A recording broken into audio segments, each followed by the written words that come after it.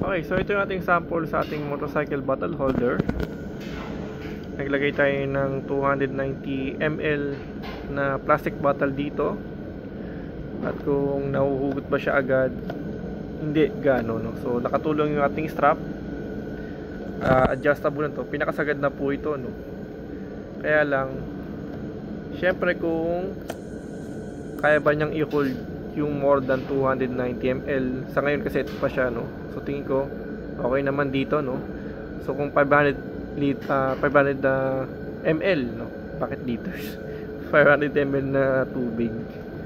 So anyway, so check natin to sa susunod nating video sa ating next ride, no? Maglagay tayo ng Gatorade. Alam mo yung mga Gatorade na 500 ml eh. So yun, pero itong klaseng bote na to is 290 ml, pero ayan, no? Dito lang tayo magbabase sa pinaka-brace dito, no? Kung gaano niya katatag i-hold dyan, kasi hard plastic siya, hindi siya parang aluminum or bakal. Ayan.